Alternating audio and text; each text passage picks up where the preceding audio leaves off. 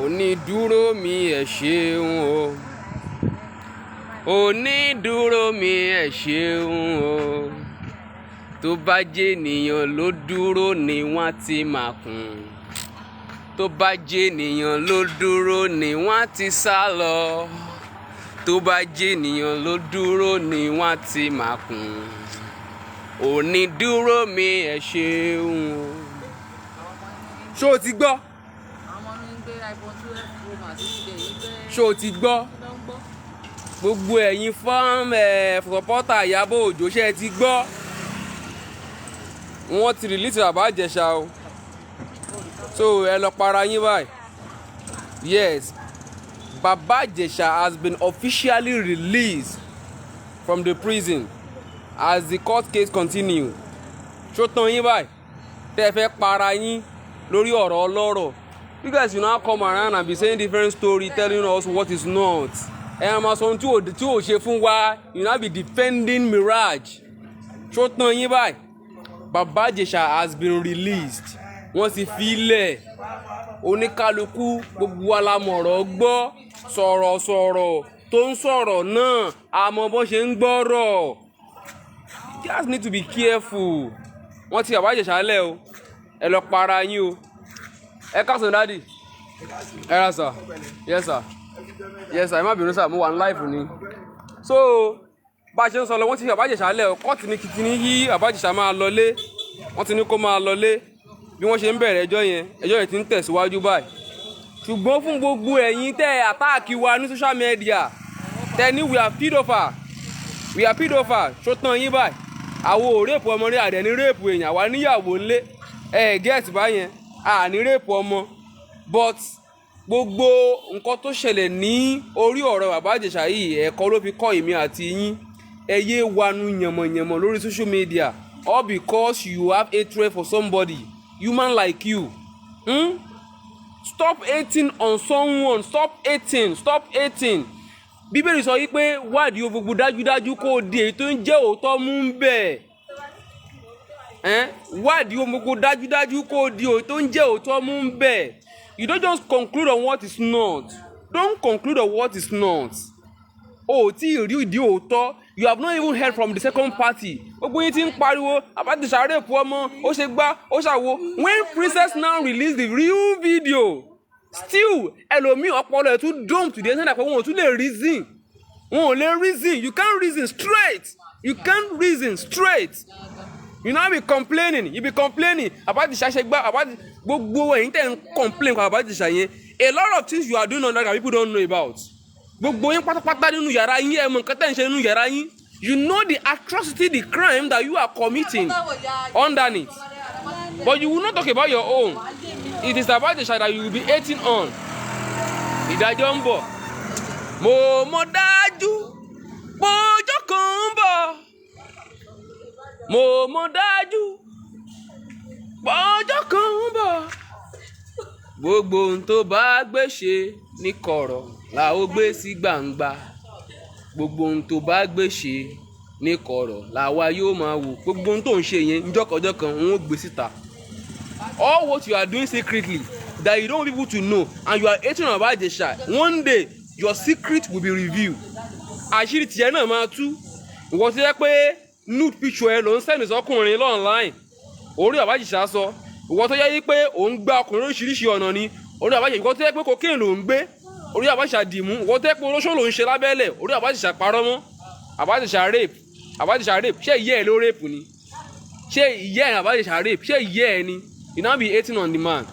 Adúpẹ́ lọ́wọ́ Ọlọ́run, onídùúró ti dúró. Oní stand up mi ẹ ṣeun o. Oní stand up mi ẹ ṣeun o. Tó bá jẹ́ ènìyàn ló dúró ni wọ́n ti máa sùn. Tó bá jẹ́ ènìyàn ló dúró ni wọ́n ti jápa. Tó bá jẹ́ ènìyàn ló dúró ni wọ́n ti máa ṣìrègùn.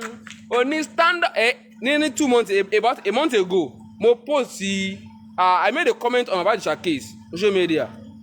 I received a lot of lash. A lot of people were abusing me. Àwọn kan send personal message sí mi, wọ́n ní kí n gbẹ́nu mi sọ́hún, kí n protect image mi. Yes. So you know that I have an image to protect. You know that I have a name to protect. What about you? Didn't you have a name to protect? ẹlòmíì rori, ẹlòmíì lọ́pọlọ ṣùgbọ́n you don't make use of it. We thank God Baba Ìjẹ̀ṣà is out of the prison.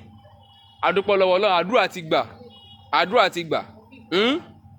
Dáfídì lọ́jọ́ wọn ni òun Gòláyátì èmi ò lè gbàgbé. Gòláyátì àárò nípin ó pe Dáfídì ní ìjà o. Ó ní ìwọ ọmọ kékeré, ìwọ ló fẹ́ bá mi jà o. Màá ba ayé ẹ jẹ́ ráúráú. Ìyábọ̀ Òjó nìyẹn o. Màá fi imú ẹ fọn fèrè o. Màá fojú ẹ rí màá bo. O ò fẹ́ mẹ́gbẹ́ ẹ mọ́ rárá. Ṣó o mọ̀ pé mo mọ Sanwó-Olú ni? Ṣó o mọ̀ pé mo mọ Sanwó-Olú ni? Èmi àti Buhari la jọ ń jẹun papọ̀ o. Dáfídì wá fún lésì, ó ní Gòláyátì ọjọ́ ikú rẹ pé mo tọ̀ wá lórúkọ Ọlọ́run ẹni tí ìwọ pè ní ìjà o, ká má fọ̀rọ̀ gùn rárá. Bàbá Ìjẹ̀ṣà ti kúrò lọ́gbà ẹ̀wọ̀n o. Bàbá Ìjẹ̀ṣà ti kúrò lọ́gbà ẹ̀wọ̀n o. Ìyábọ̀ ti pàdánù o. Ìyábọ̀ Òjó ti pàdánù o. Ìyábọ̀ Òjó ti pàdánù o. Ìyábọ̀ Òjó ti pàdánù o. Ó ti gbàgbé pé Ọlọ́run ń bẹ lókè. Ó jẹ́ baba ńlá ìyá o. Ṣé ìwọ ló dá Bàbá Ìjẹ̀ṣà ni?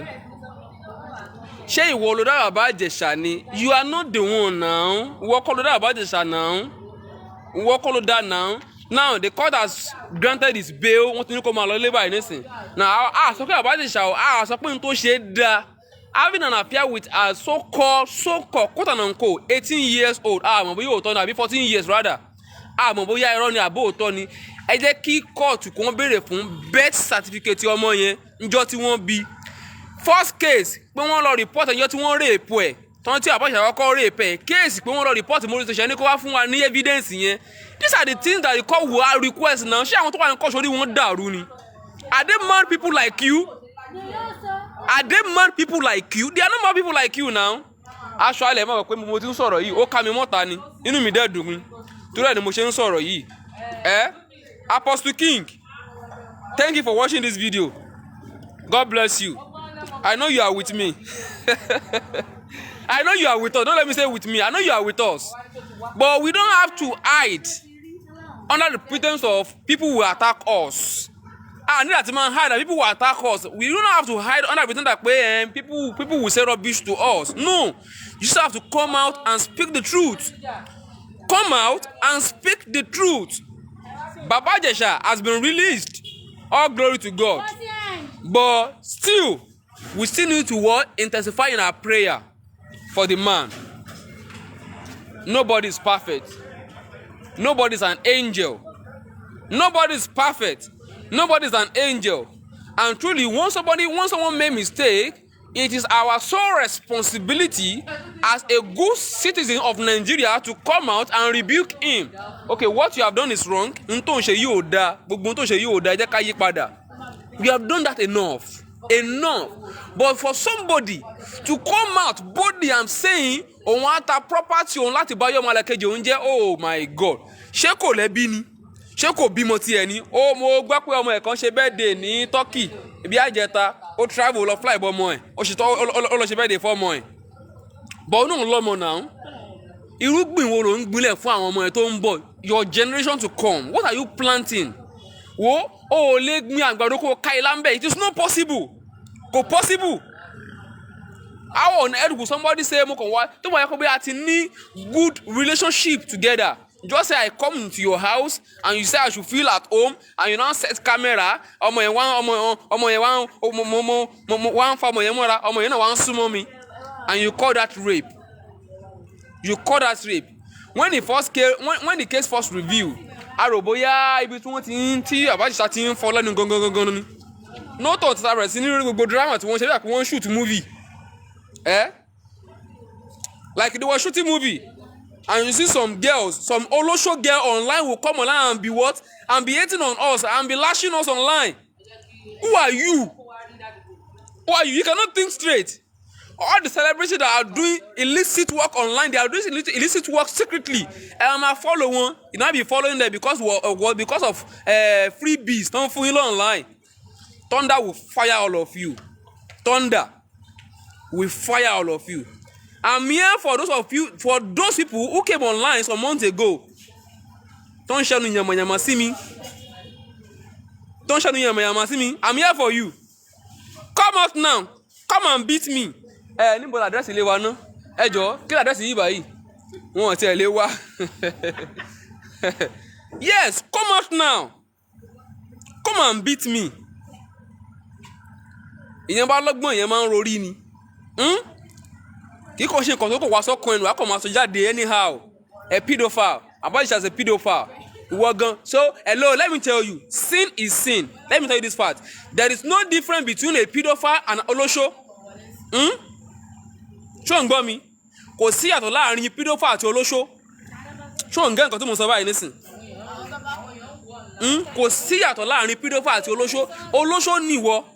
Olóṣó ni ẹ́. Aṣẹ́wó ni ẹ́. Tó o bá dẹ̀ ṣe officially, o ní boyfriend méjì boyfriend mẹ́ta olóṣó nìgan ni ìwọ. Come on. Ẹ jẹ́ ká máa wà bí ẹlẹ́ran ara. I remember a story in the Bible níbi tí obìnrin yẹn ti commit adultery pẹ̀lú ọkùnrin ní ìta tí àwọn yẹn ti pariwo pé ẹ jẹ́ ká sọ lóko pa kíní kan a máa ṣe kíní kan a máa ṣe gbá.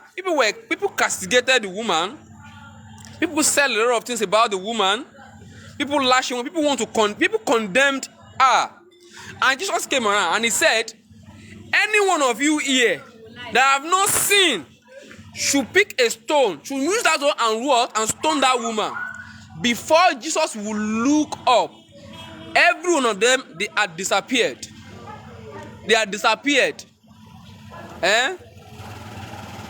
Ó túmọ̀ sí pé nobody is perfect. We are not saying what Abaji did is good, but at least wádìí ohun gbogbo dájúdájú kó o sì ṣe kíni kó o di ètò jẹ́ òótọ́ mú bẹ́ẹ̀. You guys have not heard from Baba Jesha. You have not heard anything from him. You only heard from Princess story. Wọ́n sunkún èké. Ọmọ mi wọ́n ṣe kíní kan ọmọ tó ń fi bùn mi. A question to Princess. Tó bá jẹ́ pé ìwọ gangan ló bí ọmọ yẹn, tó jẹ́ pé ìwọ gangan ló bí láti inú ẹ̀ wá tó da ẹ̀jẹ̀ lé lórí, I know for sure that you will not go and use that girl as what? As a prey. Kó wá gbé síwájú èèyàn, kó wá lọ fẹ́ fi ṣe test fún pé bóyá ó máa rape ẹ̀ tó jẹ́ pé ìwọ gangan ló lọ́mọ yẹn. If you gave birth to that child, ìwọ gangan ló ní. You will not have the guts. You will not have the spirit. You will not even have the mind. Láti gbé ọmọ yẹn, láti set ọmọ yẹn as target pé o fẹ́ fi ṣe o fẹ́ gbé fún yàn kan láti wò bí o máa ṣe lóòótọ́ àbí kò ní ṣe. That's even a crime at the highest order. It's even a crime. It's a crime. Tó o bá mọ̀, it's a crime. Crime ni o. If you don't know, it's a crime. And you are not praising Princess. Kí ló ń wò? Ọmọ 14 years old. When dem bá sùn lábẹ́ and you call yourself a mother, you be imagining the reason why some people didn't even give birth on earth. A máa wò ó ní ṣe pẹ̀lú state of mind wọn. Ó ní ṣe pẹ̀lú how responsible they are in their family. Ó ní ṣe pẹ̀lú how well they are relating with their God. You don't do things the way we feel it. You don't talk with your emotion. You don't talk with sentiment. Talk with the fear of God. Talk with reasoning. Your number 6. Reason. Ẹ jẹ́ ká lọ number 6 wá. Don't talk anyhow. Ṣé ẹ ti gbọ́ o? Àbọ̀ṣe àti kúrò lẹ́gbẹ̀ẹ́ wọn o. Finally, Baba Jesha is out of the prison. Finally. And we believe by the grace of God, kò ní padà síbẹ̀. God is going to vindicate him in the name of Jesus. Tó o bá mọ̀, Ọlọ́run máa padà dá máa yẹn láre finally. Now, tá a bá ti wá lé ẹlẹ́yọ̀rọ̀ lọ a ṣì wá fàbọ̀ wádìí bàbá Ìjẹ̀ṣà pé bàbá ẹ kó rí yín náà pé ẹ jẹ́ kó rí yín náà pé gbogbo ejò kọ́ ni jíjẹ nínú industry, gbogbo ejò kọ́ ni jíjẹ nínú industry. Know your caliber, know your set, know people that loves you, know people that hate you, know your enemy. Don't because you want fame, you want money, you want education and be relating with everybody and rely on God. Don't rely on men. Men can fail you. Men will fail you. It is in our blood. We are born to fail. It is only God that does not fail men. Ọlọ́run nìkan ni ò ń já èèyàn kulẹ̀ ṣùgbọ́n èèyàn máa ṣe kí ni èèyàn á jẹ́ kulẹ̀.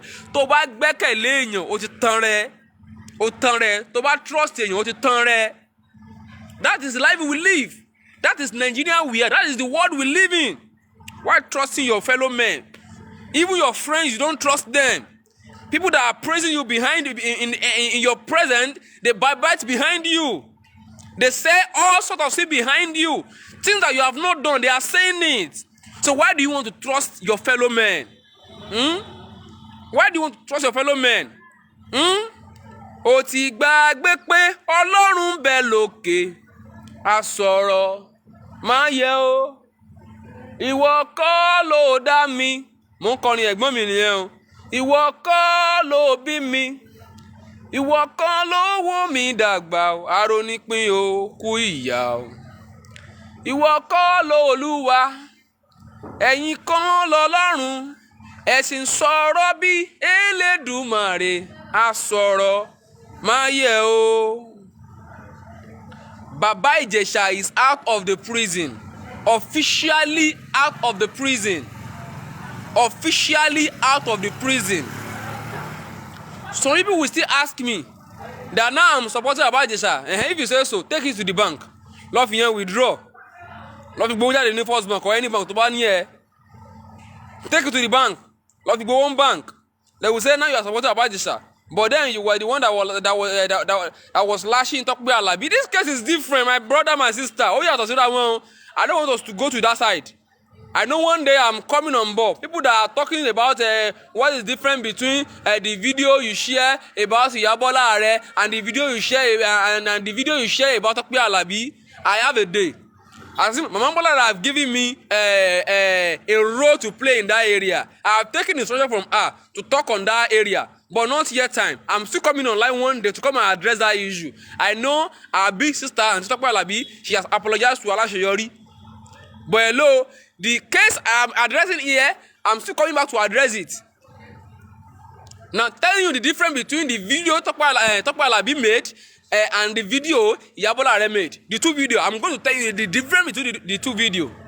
But that is not the case here today. The case here is the issue of what? Baba Ìjẹ̀ṣà. The case here today is the issue of Baba Ìjẹ̀ṣà. Tolu, Copper, Ogbebu, ẹlẹ́nu ṣípò tì ní ẹ́. Ògbóyìnbó. Kí wàá lọ fẹ́ kí n sọ? Okay. The message is clear. It is crystal clear.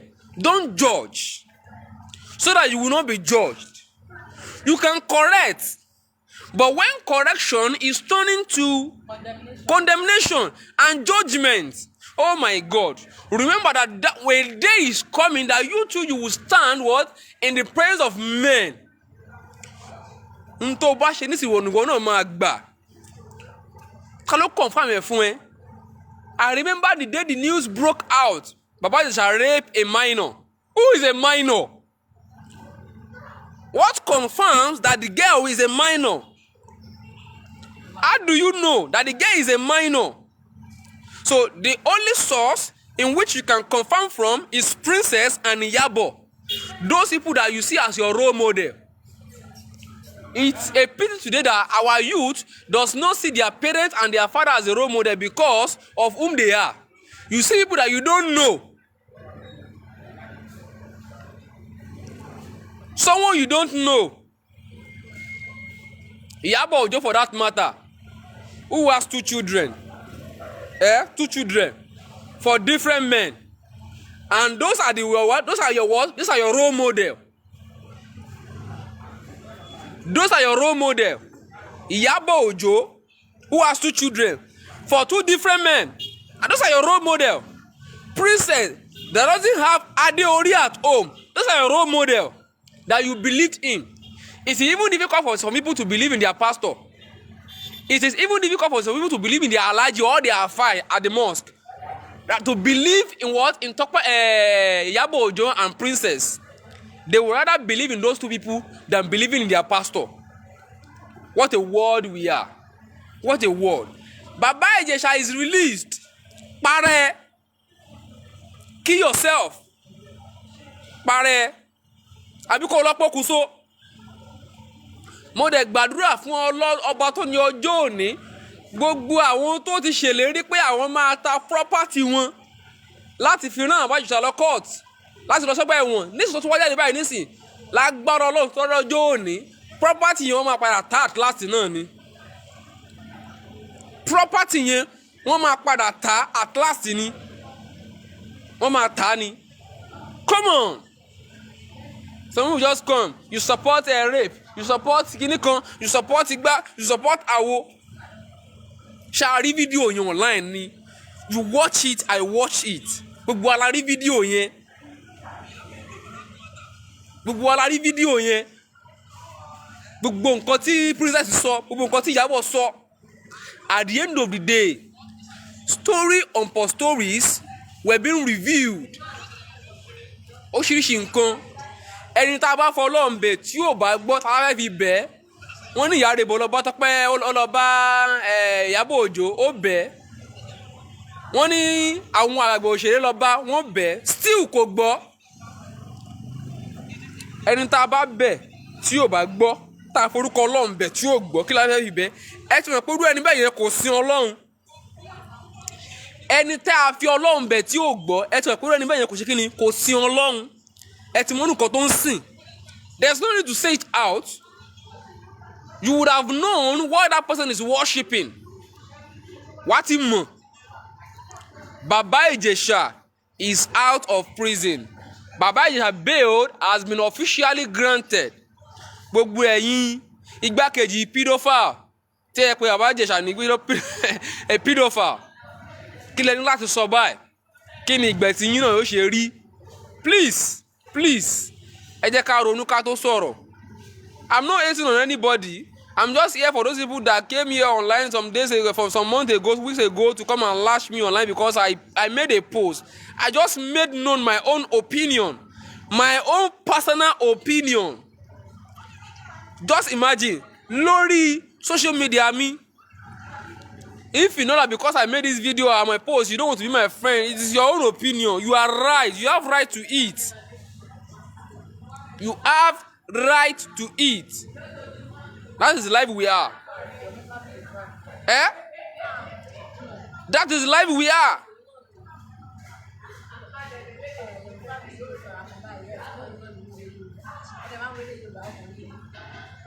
Ẹ jẹ́ ká ṣe rere nítorí òní kọ́, nítorí ọ̀la.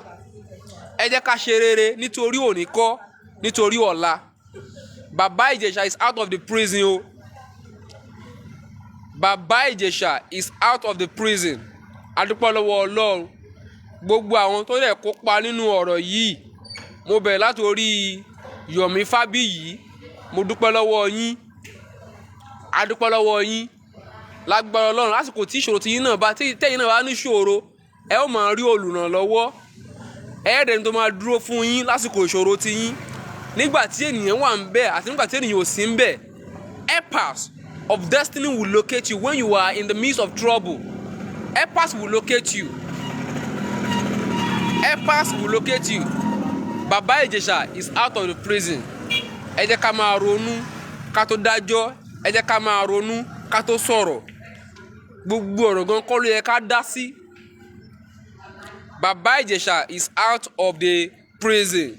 Gbogbo ẹ̀yin tí ò bá tẹ́ lọ́rùn, ẹ lọ para yín. Ẹ lọ gbé kẹ́míkà, ẹ gbé mu. That is my own advice for you. Ẹ̀yin tí ò tẹ́ lọ́rùn, ẹ gbé kẹ́míkà ṣé kíni, ẹ gbé mu. Kẹ́ para yín torí ọ̀rọ̀ ọlọ́rọ̀. Ọ̀rọ̀ tí ò kàn yín. Ọmọ yín kan ní Baba Ijesha rape. Ẹ mọ̀ bó ṣe rán ní issue wọn. Ẹ mọ̀ bó ṣe rán láfíà wọn ní Nollywood. one of the dirtiest industry in Nigeria is Nollywood. Kò sí nǹkan tí wọ́n kì í fara wọn ṣe. Kò sí tí wọ́n kì í fara wọn ṣe. Ẹgbọ́n nǹkan tí àbá ọlọ́fà náà sọ láàárọ̀ nígbà tó fẹ́ bẹ̀rẹ̀ kéèsì yẹn. I watched the video on BBC Yorùbá. I watched the video.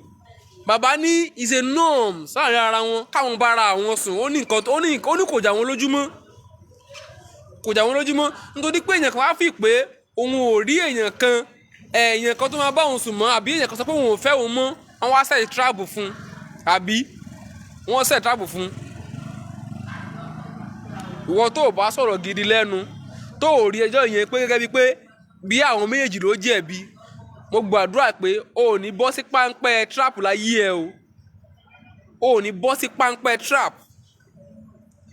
Like I said, I'm not supporting Baba Ijesha, but I'm here to talk to people tí wọ́n kí ronú kó tó sọ̀rọ̀. They don't reason before they talk. Baba Ijesha did this, Baba Ijesha did that. You condemn people even without finding the truth. You condemn people even without getting the real information. You condemn people even without finding the information. Pé ṣé lóòótọ́ ni kíní yìí ni? Ẹ jẹ́ ká wádìí ẹ̀ dáadáa.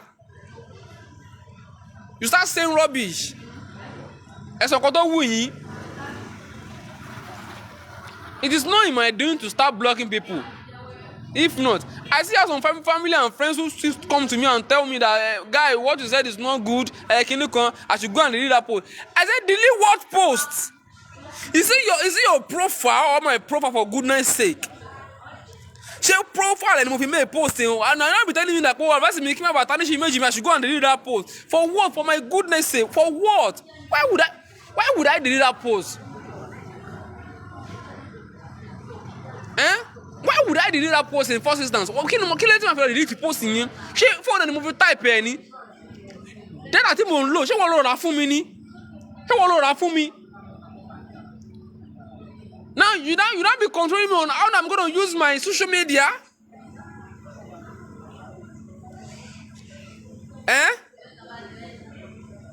You want to be controlling me on how I'm going to use my social media? Kai. I forgive you. But change. Let there be change of reasoning. Stop talking with sentiment every time. Change of reasoning. Let there be change of reasoning. Not every time you talk. Every time you talk, àwọn around tí ò tó lójú orí, wọ́n ń sọ̀rọ̀ sí ẹ. Àwọn tí ò tó lójú orí tí wọ́n kàn máa láṣẹ. All because everybody has right to his or her opinion. So when I made a post, if you are not okay with it, it's better you keep quiet. It's better you keep quiet rather than saying rubbish on my timeline. Under the comment box, you see people saying rubbish. I want to employ you. Ẹ jẹ́ ká ronú ká tó sọ̀rọ̀. Ẹ jẹ́ ká máa ronú ká tó sọ̀rọ̀. Ká tó dá sọ̀rọ̀ ká jẹ́ ká máa ronú. Baba Ijesha is out of the prison. A dúpẹ́ lọ́wọ́ Ọlọ́run. Torí kí Baba Ijesha ti jáde o. Like I said, ẹni tí ó bá tẹ́ lọ́rùn kó lọ sí bank. I'm here to rejoice with Baba Ijesha today on social media. I am here to rejoice with Baba Ijesha. I am here to pay solidarity for Baba Ijesha. Solidarity forever. Solidarity forever. Solidarity forever. We shall always fight for our rights. We fight for our rights.